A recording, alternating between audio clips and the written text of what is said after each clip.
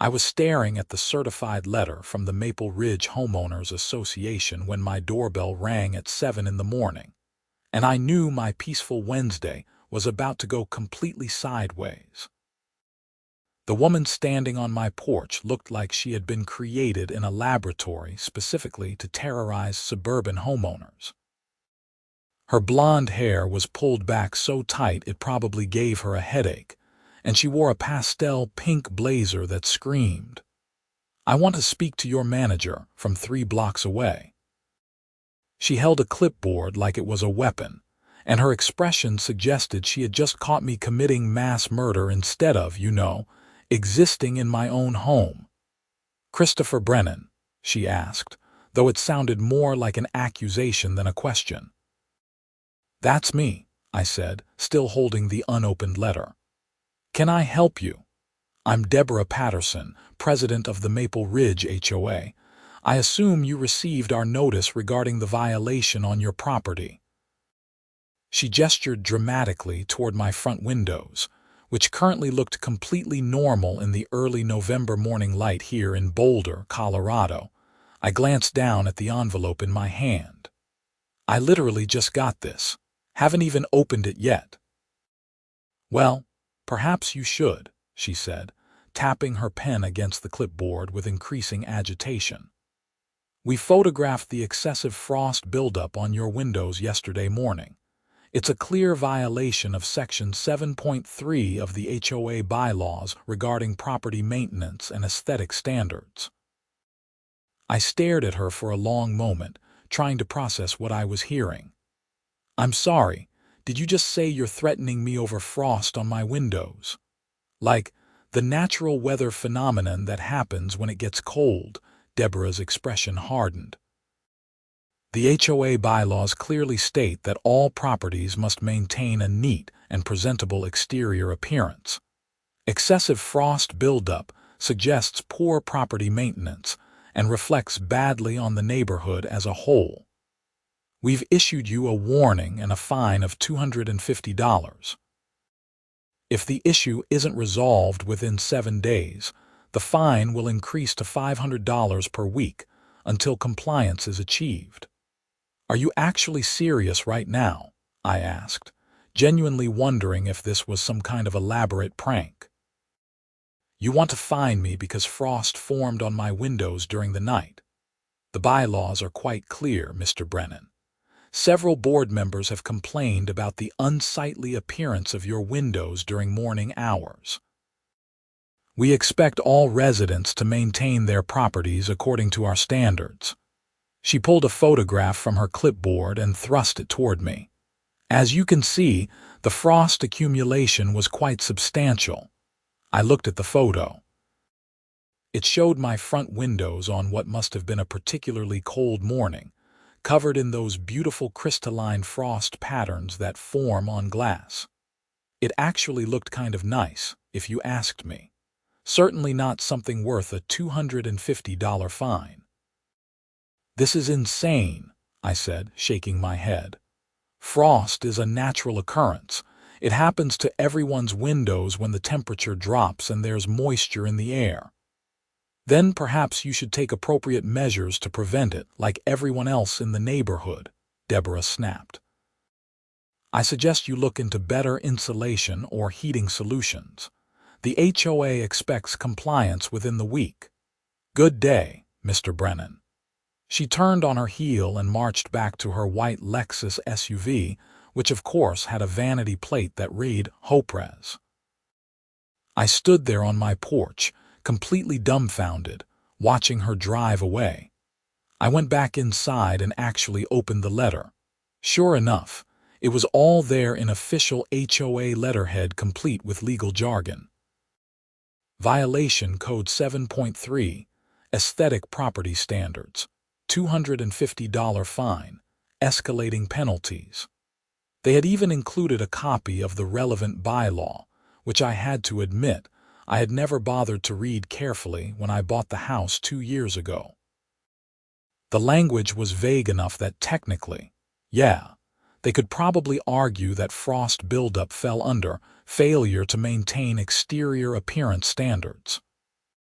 I called my friend Marcus, who had unfortunately served on an HOA board at his previous house and understood the Byzantine politics involved. "Dude, they're fining you for frost on your windows," he said, laughing so hard I could hear him wheezing. "That's the most HOA thing I've ever heard. That's like peak HOA insanity. It's not funny, man. $250 and it goes up from there if I don't fix it. What are you supposed to do, stand outside with a hairdryer all night?" "That's what I'd like to know," I said, running my hand through my hair in frustration. "I mean, frost happens. It's physics. Cold glass, moisture in the air, boom, ice crystals. I can't control the weather. Have you looked at the actual bylaw they're citing? Yeah, it's this super vague thing about maintaining property appearance. They've interpreted it to mean frost is a violation." Marcus was quiet for a moment. "You know what? Fight it. Request a hearing with the board. Make them explain exactly how you're supposed to prevent a natural weather phenomenon. Get other homeowners involved. I guarantee you're not the only person in the neighborhood who gets frost on their windows." He had a point. I drafted a formal response to the HOA, requesting a hearing and disputing the violation. I cited the fact that frost was a natural occurrence beyond my reasonable control and argued that the bylaw was being applied in an overly broad and unreasonable manner. I felt pretty good about it, actually. Surely when the whole board heard this, cooler heads would prevail. I was very, very wrong. The hearing was scheduled for the following Tuesday evening at the community center. I showed up with a folder full of documentation about how frost forms, weather data for Boulder County, and printouts of similar HOA disputes from around the country, where the homeowner had successfully argued against ridiculous violations. The board consisted of 5 people sitting behind a long table like they were conducting a criminal trial. Deborah sat in the middle, flanked by 2 other middle-aged women and 2 men who looked like they would rather be literally anywhere else. About a dozen other residents sat in folding chairs, apparently there to watch the spectacle. "Mr. Brennan," Deborah began, "you've requested this hearing to dispute the violation issued regarding excessive frost accumulation on your property windows. Would you like to present your case?" I stood up, trying to keep my voice level and professional. "Thank you. Yes, I believe this violation is unreasonable and unenforceable. Frost formation on windows is a natural meteorological phenomenon that occurs when temperatures drop below freezing and atmospheric moisture crystallizes on cold surfaces. It's not something I can prevent through any reasonable means. Fining me for frost is like fining me for having snow land on my roof or rain fall on my driveway." One of the other board members, a woman named Patricia, leaned forward. "Mr. Brennan, many other residents in Maple Ridge don't have this frost problem. Clearly, it can be prevented. With all due respect, I've walked around the neighborhood on cold mornings, and plenty of houses have frost on their windows. It's completely normal." "Not to the extent that yours does," Deborah interjected. "We've had multiple complaints from neighbors about the unsightly appearance of your property during morning hours. The excessive frost suggests that your windows are poorly maintained or inadequately insulated." "My windows are only 3 years old," I said. "They're double-pane, energy-efficient models. They're perfectly fine." "Then why do they accumulate so much more frost than other homes?" Patricia asked. I took a deep breath. "I don't know that they do. I think you're selectively noticing my house.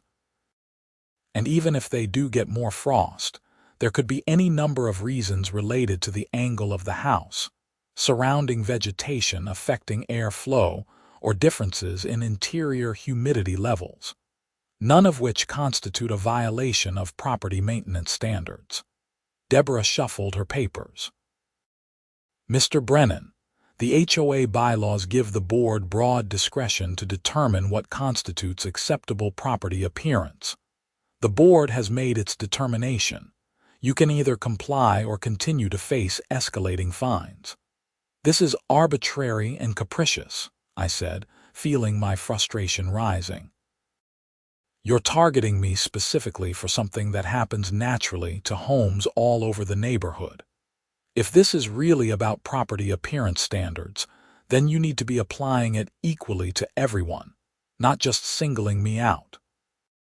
One of the men on the board, who I later learned was named Gerald, finally spoke up. For what it's worth, I think this is a bit excessive. Frost is pretty normal around here. Deborah shot him a look that could have melted steel. The board has already voted on this matter, Gerald. The violation stands unless Mr. Brennan can demonstrate compliance. So what exactly do you want me to do? I asked, spreading my hands. Be specific. What measures do you expect me to take? That's for you to determine, Deborah said coldly. Perhaps consult with a window specialist or HVAC professional. Reduce interior humidity. Upgrade your windows. Whatever it takes to bring your property into compliance with neighborhood standards. The hearing ended with the violation upheld. I left the community center feeling like I had just been tried and convicted in some kind of kangaroo court. A few of the residents who had been watching stopped me in the parking lot. That was ridiculous, a younger guy named Tom said. I get frost on my windows all the time. We all do. You should file a complaint with the state, an older woman named Helen suggested. HOAs have to follow certain rules. They can't just make stuff up. I thanked them and drove home, my mind churning.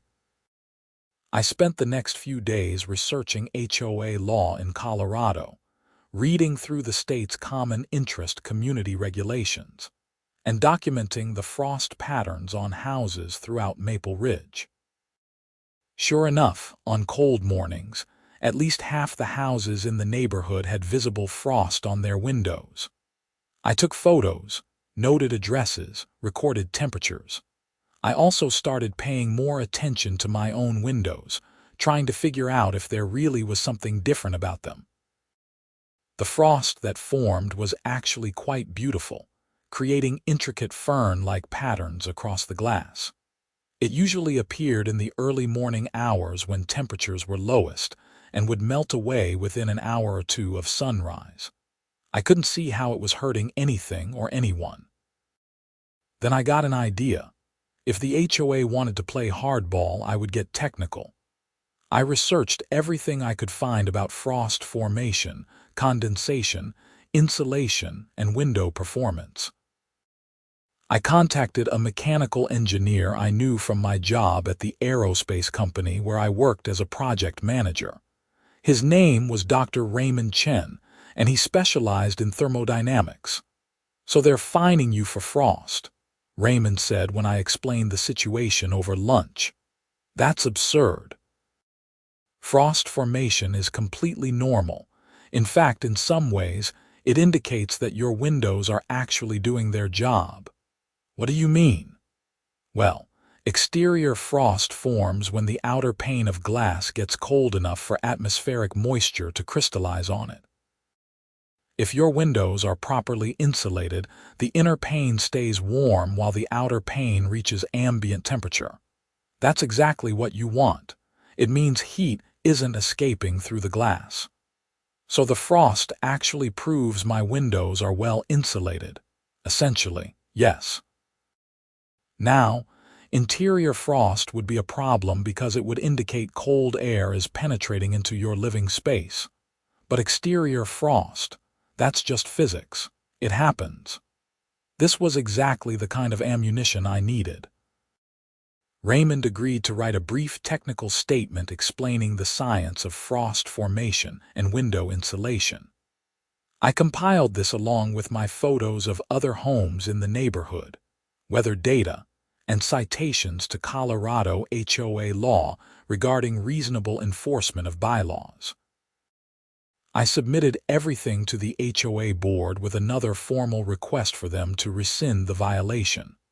I felt confident that when presented with actual scientific evidence, they would have to back down. A week later, I received their response. Violation upheld. Fine increased to $500 per week. They had also added a new wrinkle. I was now being cited for harassment of the board because I had taken photos of other properties in the neighborhood without permission. This came with an additional $200 fine. I was livid. This had gone from annoying to genuinely threatening my finances. I couldn't afford to pay $500 a week indefinitely. I contacted a lawyer who specialized in HOA disputes. Her name was Jennifer Rodriguez, and she had a reputation for taking on abusive homeowner associations. They're charging you for harassment because you documented that other homes have the same issue, Jennifer said, shaking her head as she reviewed my case file. That's not going to fly. You have every right to photograph properties from public streets. And this underlying violation is incredibly weak. No reasonable interpretation of property maintenance standards would include naturally occurring frost. So, what are my options? File a complaint with the Colorado Division of Real Estate. They regulate HOAs and can investigate abusive practices. Also, we can send the board a formal letter indicating that you're represented by counsel and that further action will be met with litigation.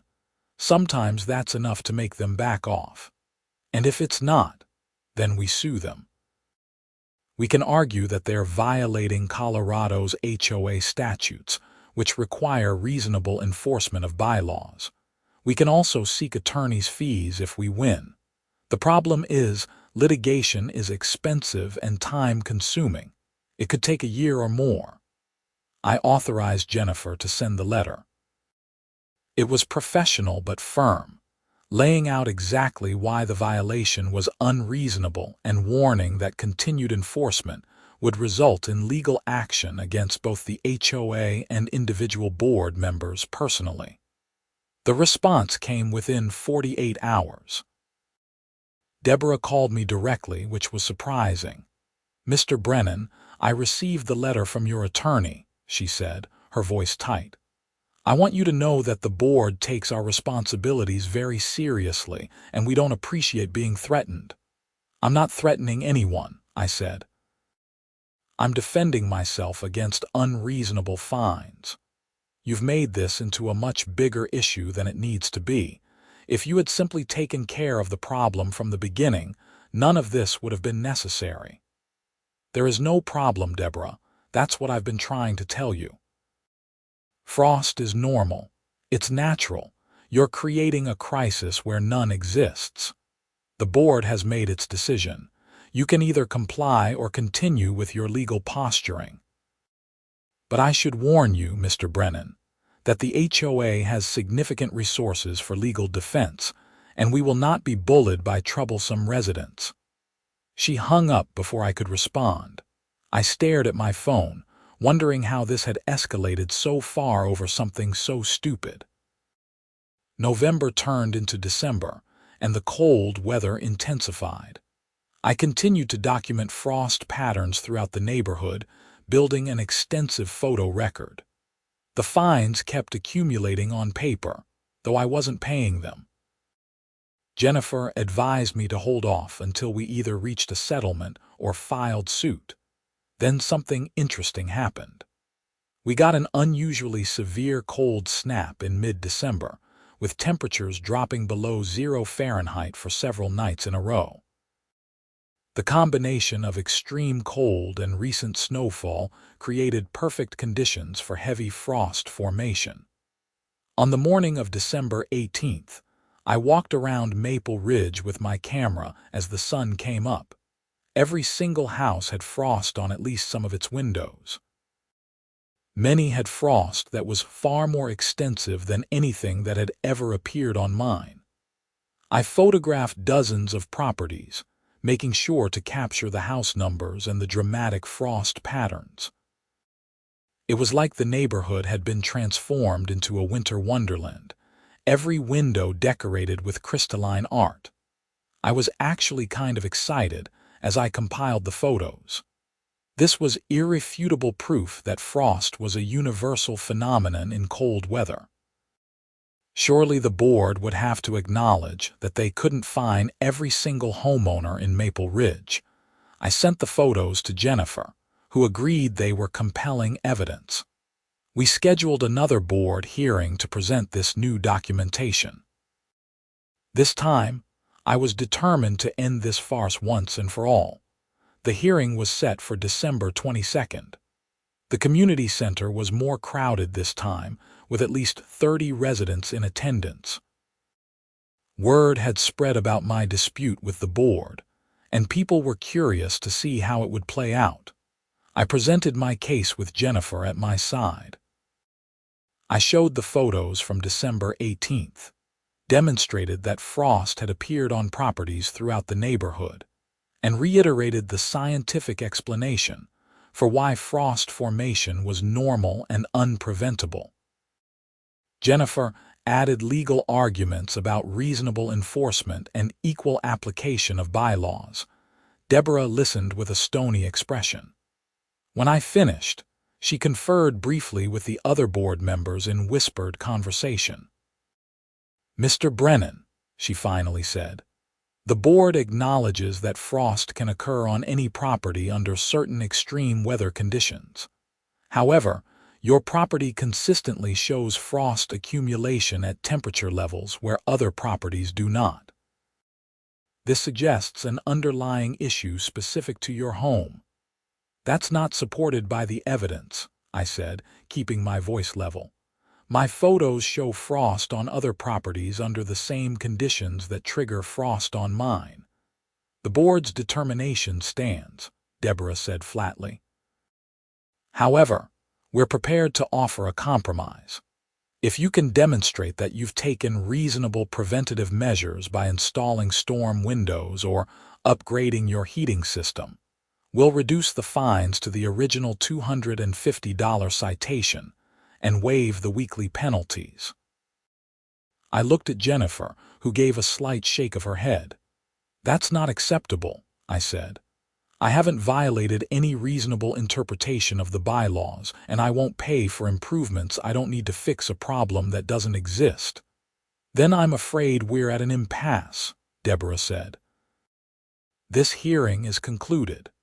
As people filed out of the community center, several residents approached me. A woman named Sandra, who lived 3 houses down from me, looked angry. "I got a letter today," she said, waving an envelope. "They're citing me for frost on my windows too. After all your photos showed my house, now suddenly I'm in violation." 2 other homeowners chimed in with similar stories. They had also received violation notices in the past few days. It was clear that the board was retaliating against anyone whose property I had photographed, trying to make an example of them or pressure them into siding against me. This changed things. What had started as a personal dispute was now affecting multiple families in the neighborhood. Jennifer advised that this actually strengthened our case, showing a pattern of arbitrary and retaliatory enforcement. "We should organize," Tom suggested. "Get everyone who's been affected to present a united front. The board can't fight all of us." Over the next week, we formed what we called the Maple Ridge Homeowners Coalition. 12 families joined, all of whom had been cited for frost or other questionable violations after my dispute with the board became public. We held meetings, coordinated our legal strategy, and started a petition to recall Deborah and the other board members. The board responded by scheduling an emergency meeting to address what they called organized disruption of HOA governance. They sent out a community-wide email warning residents about the dangers of frivolous litigation and claiming that our coalition was threatening the financial stability of the association. Meanwhile, winter weather continued to be unpredictable. Some mornings were cold enough for frost. Others weren't.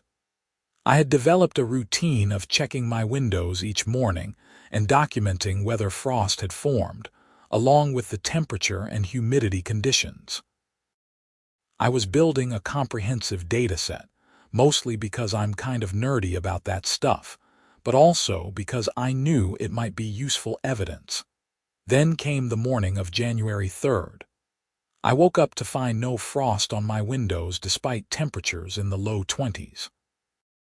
I thought it was odd but didn't think much of it until my phone started blowing up with text messages.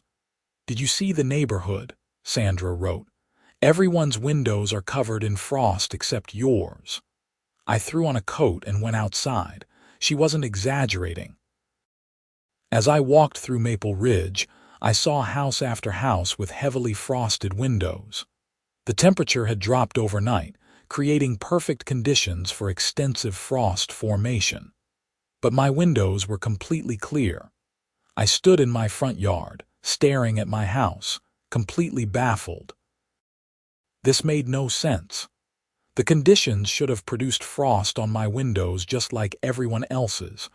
But there was nothing, not even a hint of crystallization. My phone rang. It was Deborah. "Mr. Brennan, I'm standing outside your property right now," she said. I looked around and spotted her parked across the street in her Lexus. "I'd like to speak with you about your windows." I walked over to her car. She lowered the passenger window and I could see the confusion on her face. "How did you do it?" she asked, without any of her usual hostility. "How did you prevent the frost?" "I have no idea what you're talking about," I said honestly. "I woke up and my windows were clear. I'm as surprised as you are. Don't play games with me. You clearly found some solution." "Every other house in the neighborhood has frost damage this morning, some of it quite severe. But your windows are pristine." "Wait, what do you mean frost damage?" Deborah pulled out her phone and showed me photos. Several homes had developed thick ice buildup on their windows that had apparently caused the glass to crack. Others had frost that had somehow penetrated window seals, creating moisture problems between panes. It looked genuinely bad.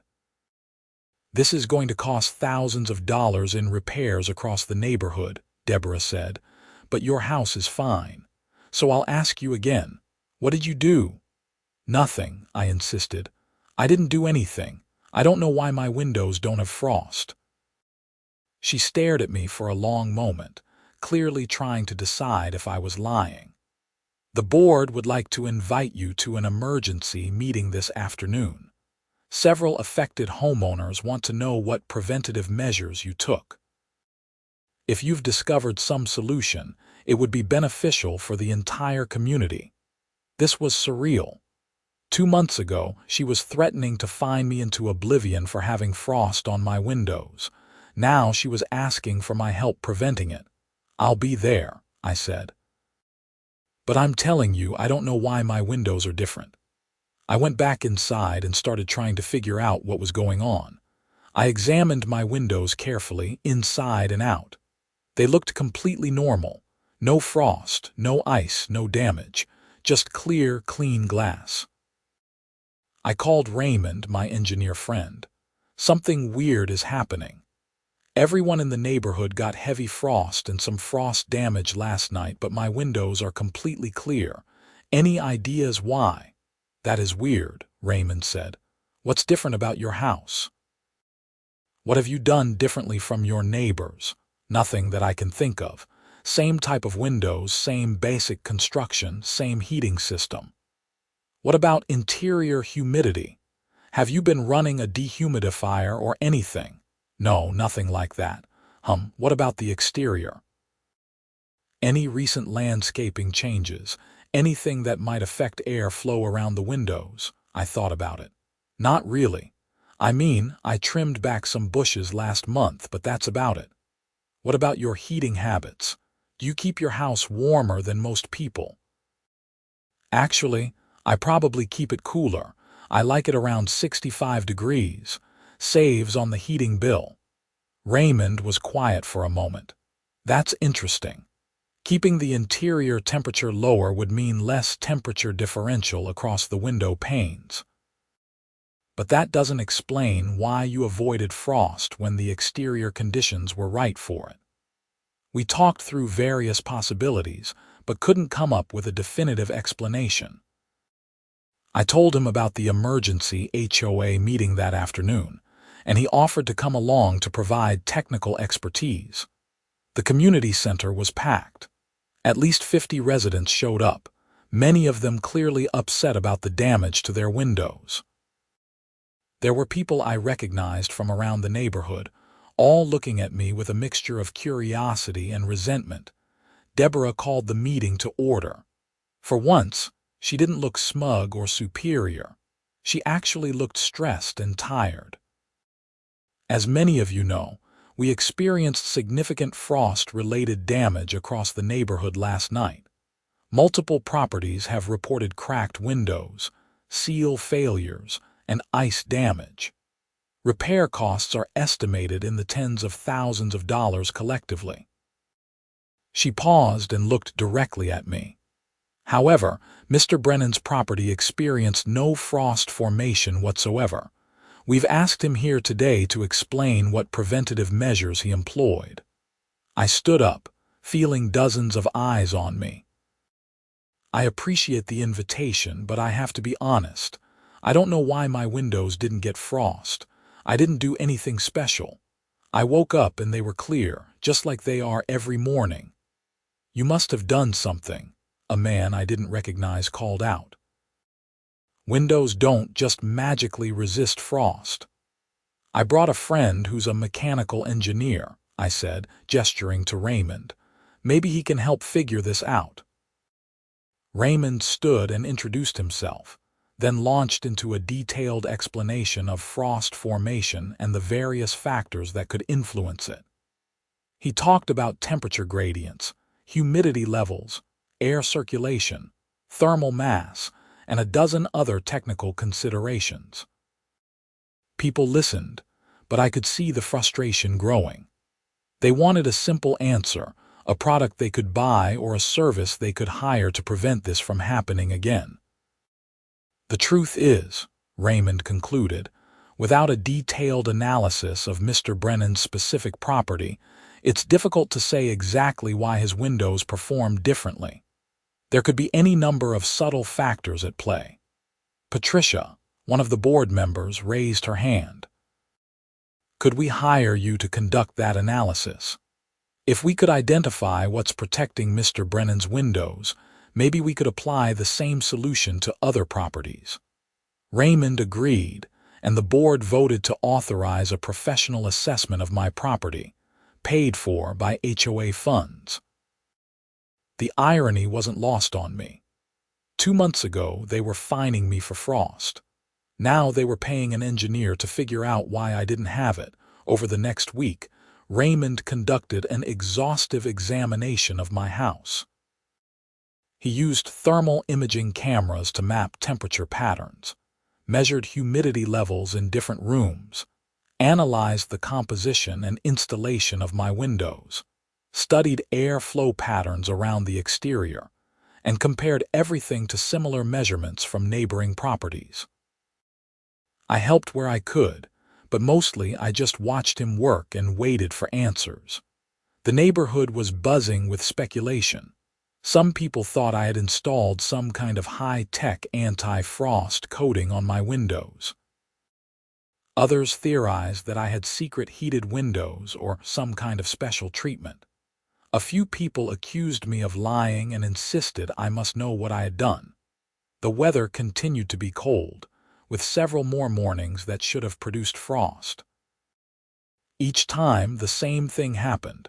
Other houses got frost, mine didn't. The pattern was consistent and inexplicable.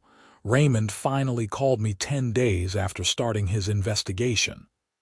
"I think I figured it out," he said. "Can you meet me at your place tomorrow morning around 6? I want to test my theory." The next morning was brutally cold, with temperatures hovering around 15 degrees. Raymond showed up with a portable thermal camera and several other instruments. We stood in my front yard as the sun began to rise, watching the neighborhood slowly brighten. "Look at this," Raymond said, pointing his thermal camera at my house and then at the house next door. On the camera's screen, I could see distinct differences in the heat signatures. My neighbor's windows showed a clear temperature differential, with the outer pane significantly colder than the inner one. My windows showed something different. The outer pane was actually slightly warmer than my neighbor's. "I don't understand," I said. "Why would my windows be warmer?" "It's not the windows themselves," Raymond explained. "It's what's behind them. Come inside, I want to show you something." We went into my living room and Raymond pulled out a schematic he had drawn of my house's layout. "Your house has an unusual architectural feature. There's a gap between the exterior wall and the interior living space, probably added during a renovation before you bought the place. This gap creates an insulating air buffer that keeps the exterior walls and windows slightly warmer than they would otherwise be." "Okay, but wouldn't most houses have wall cavities for insulation?" "Sure, but yours is different. The previous owner apparently added an extra layer of interior framing to accommodate additional soundproofing. See these walls?" He knocked on my living room wall. "There's about 4 inches of dead air space behind here, then insulation, then the original wall. It creates a thermal buffer zone that prevents your windows from getting cold enough for frost to form on the exterior pane." I thought back to when I bought the house. The previous owner had been a musician who had done some renovations to reduce noise transmission. I had always appreciated how quiet the house was, but I never realized it might also affect frost formation. "So basically, my house is over-insulated?" I asked. "In a way, yes. Most modern building codes wouldn't allow this much dead air space because it's inefficient and can create moisture problems. But in this case, it's inadvertently preventing exterior frost by keeping your windows warmer. The effect is enhanced by the fact that you keep your interior temperature relatively low, which reduces the humidity drive that would normally push moisture toward the exterior." "That's it. That's the big secret. Dead air space and running my heat at 65, Raymond laughed. "Sometimes the answer is simpler than you'd think. Though I should note, this isn't actually a solution other homeowners would want to replicate. Adding that much dead air space would be expensive, might not meet current building codes, and could create long-term moisture and ventilation problems. You're benefiting from an accidental quirk of your home's renovation history." I asked him to write up a formal report explaining his findings. Then I called Jennifer to discuss what this meant for my case against the HOA. "This is perfect," Jennifer said. "It proves definitively that the frost issue was beyond your control and related to your home's construction, not any failure to maintain the property. The board has no grounds to fine you. In fact, given that they've now spent HOA funds to investigate your property, we have even stronger grounds for a lawsuit." The HOA board called another meeting to discuss Raymond's findings. This time, the atmosphere was completely different. Deborah looked defeated as she read through the engineer's report. "It appears that Mr. Brennan's property has unique architectural characteristics that prevent frost formation," she said to the assembled crowd. "These characteristics are not easily replicable and were not the result of any action or inaction on his part." "So what about the fines?" I asked. "And the violations you issued to everyone who supported me?" Deborah exchanged glances with the other board members. Patricia spoke up. "The board moves to rescind all frost-related violations and associated fines, including those issued to Mr. Brennan and other affected homeowners."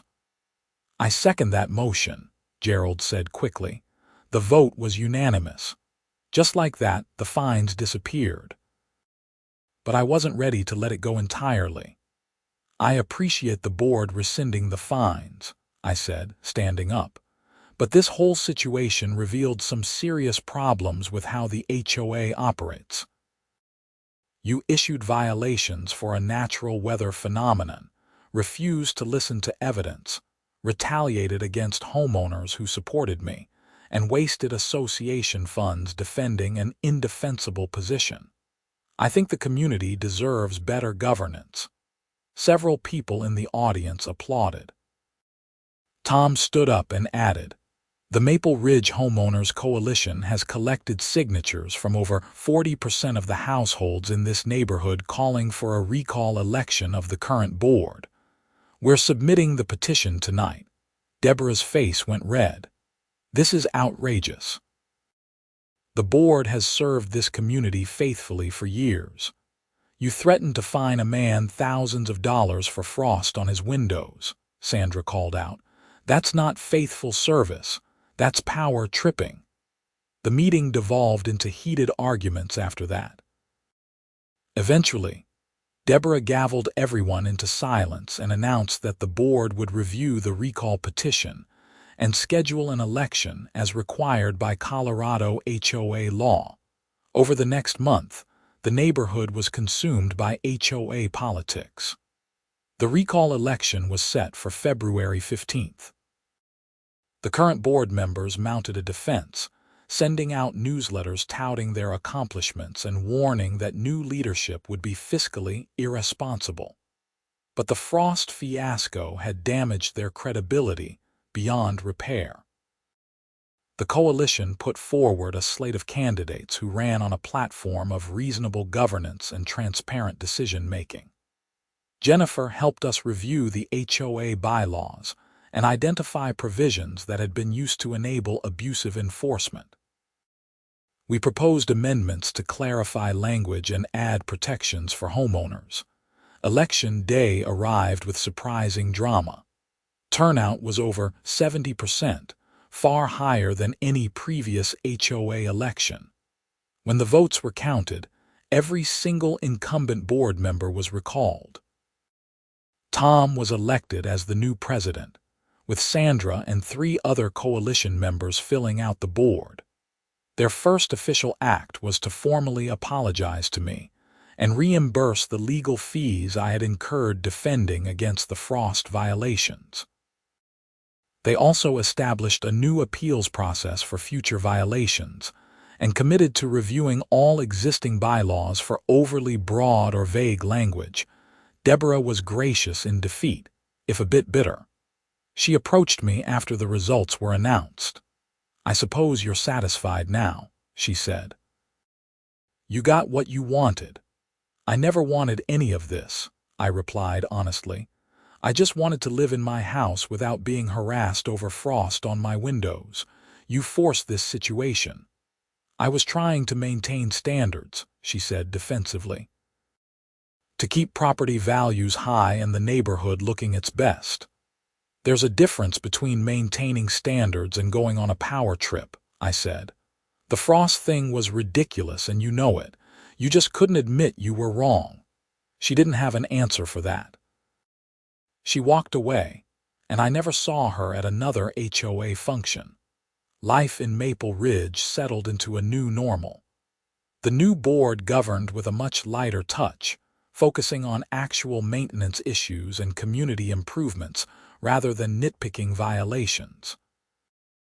They revised the bylaws to remove vague language that could be abused and established clear guidelines for what constituted legitimate violations. The frost damage that had affected so many homes turned out to be a wake-up call about the neighborhood's aging windows. The new board organized a group purchase program where homeowners could get discounted window replacements through a vetted contractor. About half the neighborhood took advantage of it, upgrading to modern triple-pane windows that were far more resistant to frost-related problems. My weird over-insulated house became something of a neighborhood curiosity. Raymond's report explained the phenomenon, but people still found it amusing that my accidental architecture had sparked such a huge controversy. A local news station even did a short piece about it, framing it as a cautionary tale about HOA overreach. The reporter, a woman named Michelle, interviewed me in my living room. "So how do you feel now that it's all over?" she asked. "Relieved," I said, "and hopeful that other homeowners in similar situations will stand up for themselves. HOAs can be great for maintaining communities, but they need accountability. No one should be threatened with thousands of dollars in fines over something as normal and natural as frost on a window." The story got picked up by a few national outlets, and I received emails from people all over the country sharing their own HOA horror stories. Some of them were far worse than mine: fines for the wrong shade of white on a mailbox, violations for parking in your own driveway, threats of foreclosure over minor landscaping issues. It was eye-opening and depressing. I stayed involved with the HOA, attending meetings and serving on committees. I wanted to make sure the reforms we had fought for actually stuck. Tom and the new board did a good job, but I knew that over time, any organization could drift back toward authoritarian impulses if people weren't paying attention. The following winter brought more cold weather and, naturally, more frost. This time, nobody panicked or issued violations. Homeowners who had upgraded their windows generally had less frost. Those who hadn't simply accepted it as a normal part of Colorado winters. And my house, with its accidental thermal buffer, continued to remain mysteriously frost-free. One morning in late January, I found a note tucked into my door. It was from Helen, the older woman who had encouraged me to fight back during that first hearing. "Thank you for standing up to the board," she wrote. "My husband and I have lived here for 20 years, and we've watched the HOA become more and more controlling. We were too tired to fight, but you gave us hope that things could change. The neighborhood is a better place now because you refused to back down over something you knew was wrong." I kept that note on my refrigerator. It reminded me that standing up for what's right matters, even when it's exhausting and expensive and seems impossible.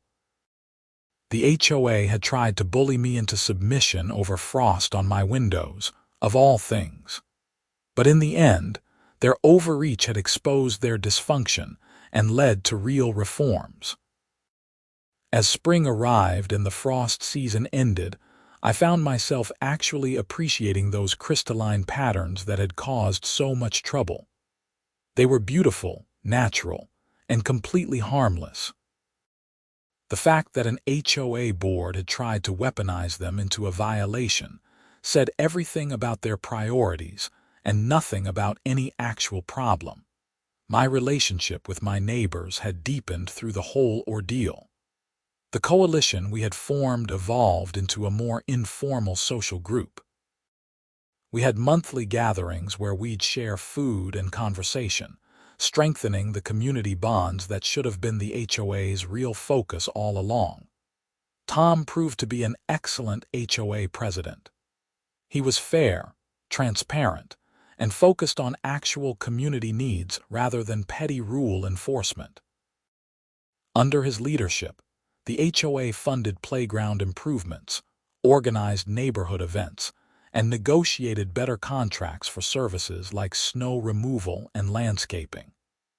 Property values actually increased, proving that heavy-handed enforcement wasn't necessary for a thriving neighborhood. Deborah moved away that summer. I heard she bought a condo in a building with no HOA at all. I hoped she found some peace there, though I couldn't help but think there was a certain irony in her choice.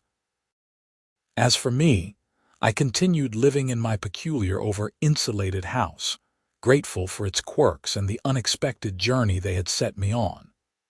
Every winter morning when I looked out my frost-free windows while my neighbors scraped ice, I was reminded of the battle I had fought and won. The whole experience taught me important lessons about standing up to institutional power, the importance of community solidarity, and the need for reasonable governance. It also taught me a lot about building science and thermodynamics, which I never expected to learn from an HOA dispute. Raymond and I stayed friends, bonding over our shared appreciation for the weird physics that had inadvertently saved me from the HOA's wrath. He eventually published a paper about unusual residential thermal patterns, with my house featured as a case study. I got a kick out of being immortalized in engineering literature because of frost. Jennifer kept me on as a client, helping me review HOA documents and bylaws for other homeowners who reached out after hearing my story. We worked together to challenge several other questionable violations across different communities in the Boulder area. Some we won, some we lost, but we made sure that HOAs knew they couldn't just steamroll residents without pushback. The legal precedent from my case, though it never went to actual court, became a useful reference point for other Colorado homeowners facing similar issues. Jennifer shared the documentation and Raymond's expert report with other attorneys, and it was cited in at least 3 subsequent HOA disputes that I knew of. Looking back, I sometimes wondered what would have happened if I had just paid that initial $250 fine. Part of me thought it might have been easier to fork over the money and move on with my life, but a larger part knew that would have been wrong. It would have validated the HOA's absurd overreach and encouraged them to continue bullying other homeowners. By fighting back, I had protected not just myself, but dozens of other families in Maple Ridge. The reforms we implemented made the community genuinely better.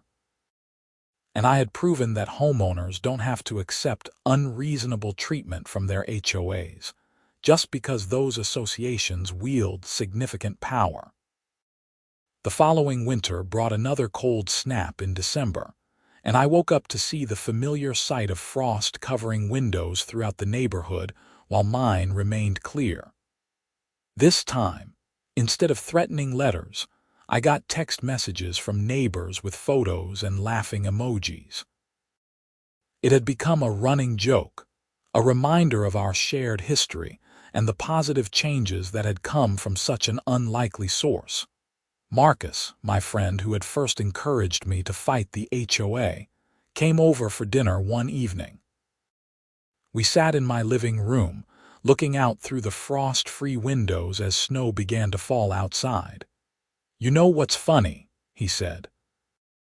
"If your house had been normal, if you had gotten frost like everyone else, Deborah and her board probably would have moved on to harass someone else about something equally stupid.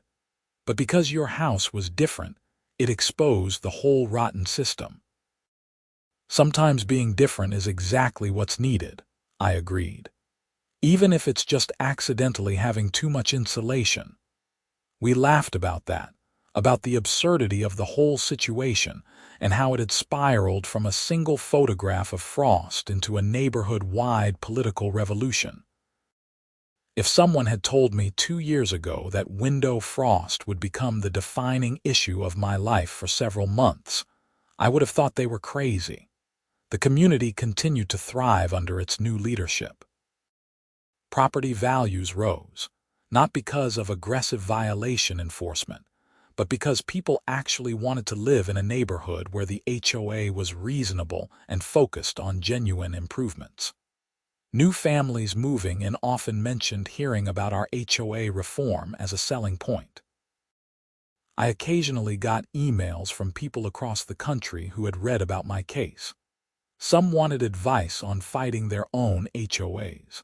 Others just wanted to share solidarity and frustration about their own absurd violations. I tried to help where I could, sharing Jennifer's contact information and the strategies that had worked for us. One email particularly stood out. It was from a man in Florida who had been fined by his HOA for having the wrong type of mulch in his flower beds. He was facing escalating fines just like I had been, and he felt helpless against the board's authority. I spent an hour on the phone with him, walking him through the steps we had taken. Document everything, find allies, get legal advice, and don't give up. 6 months later, he emailed again to tell me his HOA had backed down and rescinded the fines. He and other homeowners had formed their own coalition and successfully recalled their board. He thanked me for the encouragement, saying he had been ready to just pay the fines until my story convinced him to fight. That felt good. Knowing that standing up to my HOA had inspired others to do the same made all the stress and expense worthwhile. It reminded me that individual actions can ripple outward in unexpected ways, creating positive change far beyond their original scope. As years passed, the Frost controversy became part of Maple Ridge lore. New residents heard the story and found it entertaining. The old guard who remembered Deborah's reign spoke about it as a cautionary tale. And I remained in my accidentally over-insulated house, enjoying my frost-free windows and the community I had helped to improve. The HOA bylaws we had reformed became a model for other communities. Tom presented our revised governance structure at a state HOA conference, and several other associations adopted similar changes. Colorado even passed new legislation strengthening homeowner rights and requiring more transparent HOA operations. Our little neighborhood frost battle had contributed, in some small way, to statewide reform. I never did anything special to my windows. They remained exactly as they had been, protected by that accidental thermal buffer that the previous owner's soundproofing renovation had created. In a way, I was grateful for the quirk of architecture that had set everything in motion.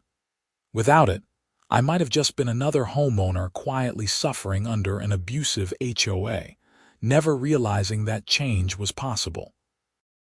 The last time I walked through Maple Ridge on a cold winter morning, I took in the sight of frost-covered windows sparkling in the sunrise, each one a reminder of where we had been and how far we had come.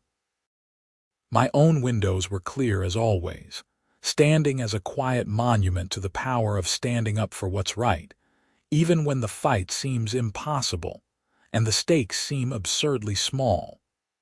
Because sometimes the most important battles are fought over things that seem trivial to outsiders. Window frost didn't matter to anyone, except an overzealous HOA board looking to flex its authority. But the principle behind it, the idea that homeowners deserve reasonable treatment and shouldn't be bullied by the organizations meant to serve them, that mattered enormously. That was worth fighting for, worth the stress and expense and months of conflict. And in the end, we won. Not just me, but everyone in Maple Ridge who benefited from better governance and fairer treatment. The HOA that had threatened me over window frost had asked me how I prevented it, and the answer had changed everything. Not because of anything I had done, but because their question had forced them to confront the absurdity of their own position. Sometimes victory comes from the most unexpected places, hidden in the dead air space between walls, crystallizing on cold winter mornings, visible only when you're willing to look closely enough to see the truth.